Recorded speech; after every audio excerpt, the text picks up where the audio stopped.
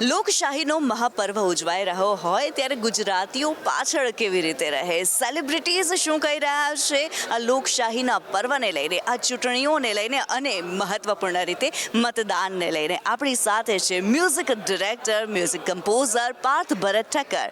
પાર્થ, સ્વાગત છે સંદેશ ન્યૂઝમાં. Thank you so much. I'm very glad to be here with you. બિલકુલ. પાર્થ, જો વાત કરવામાં આવે, ચૂંટણીઓ છે, એક મહાપર્વ એક ઉજવાઈ રહ્યો છે અને એની અંદર દરેક મતનું મહત્વ અનેરું છે, ત્યારે આપ શું માનો છો? વેલ, હું તો તમને બહુ જ રિસન્ટ વાત કરું. મારા બે બાળકો, મારા બોયઝ હમણાં મને પૂછતા હતા કે ડેડ, આ બધું જે ડેવલપમેન્ટ થતું હોય તો હુ ટેક્સ કેર ઓફ ધીસ? તો મેં કીધું, બેટા, એ તો જે પણ કરે સરકાર કરે, પણ એ સરકારને આપણે લાવવી પડે. એ લોકોને કોન્સેપ્ટ હું શીખવાડતો હતો કે સરકારને લાવવા માટે આપણે ખાલી આ એક સમય મળે છે, એક સ્પેસિફિક સમય મળે છે, જે છે આપણું હક પણ છે.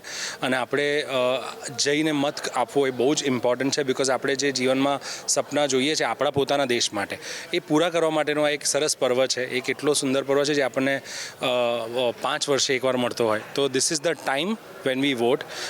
અને આઈ એમ રિયલી હોપિંગ કે જે રીતે આપણે આગળ વધી રહ્યા છે, આ મને ખબર છે કે વોટિંગમાં જે પર્સન્ટેજ છે એ વધતું જ જશે. આઈ એમ શ્યોર કે હવે આપણે બધા as citizens more and more responsible છીએ. એટલે આઈ એમ હોપિંગ કે ધીસ ટાઈમ આપણે લાસ્ટ યર કરતાં વધારે સારું વોટિંગના પર્સન્ટેજ આવશે. અને એ આપણો હક પણ છે ને, આપણે ડેફિનેટલી પૂરો કરવો જોઈએ. બિલકુલ. અને જ્યારે પાર્થ મતદાન કરવા માટે જાય તે પહેલાં શું વિચારતા હોય છે? કોઈ વિચારધારા વિશે વિચારતા હોય છે? શા માટે મત આપવો જોઈએ, કોને મત આપવો જોઈએ, કેમ મત આપવો જોઈએ? That is right. સો આપણે જે ધીસ ઇઝ વેરી ઇમ્પોર્ટન્ટ. આ બહુ સુંદર સવાલ છે.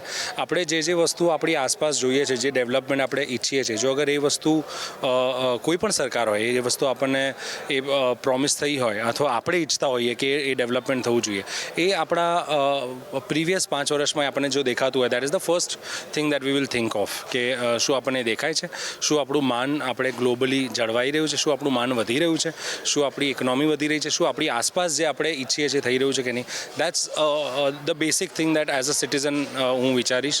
અને એ વિચારીને પછી ઓબ્વિયસલી તમને પહેલો જે ઇન્સ્ટિંક્ટ આવે, આ ઇન્સ્ટિંક્ટવાળી વસ્તુ છે. આ છે ને કોઈ તમારા કહેવાથી, કોઈના કહેવાથી નથી થતું.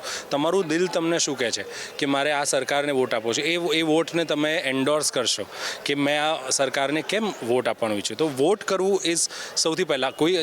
ઘણા બધા લોકો એવું વિચારે છે કે યાર આવી જ જશે ને, આપણે ઘરે બેઠા છીએ, વાય ટુ ગીવ. આ 18+ એક સ્પેસિફિક રીઝનથી 18+ એજ ગ્રુપ છે જેને વોટિંગનું આ એક રિસ્પોન્સિબિલિટી આપવામાં આવી છે. તો આઈ થિંક આપણે ઘરે બેસીને આળસ ના કરવી જોઈએ. આ એક માત્ર એવો મોકો છે જેનો ફૂલ પ્રોપર લાભ લેવો જોઈએ. અને એના પછી જો તમે જે વિચારેલા સપનાઓ અથવા તમારી આસપાસનું તમારું જે દેશ ને તમારું સરાઉન્ડિંગ છે એ ડેવલપ થશે, તો એનો આનંદ પર્સનલ હશે.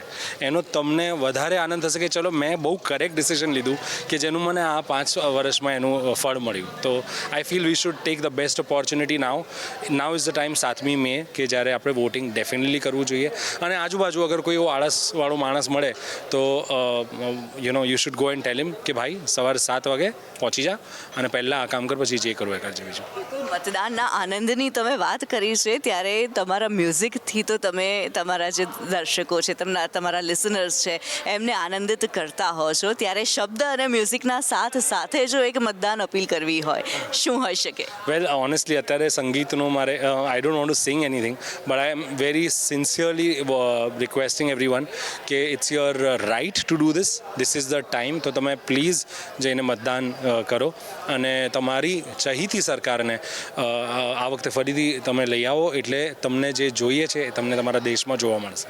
Thank you so much. Thank you so much Parth, અમારી સાથે વાત કરવા માટે. Thank you so much. Thank you.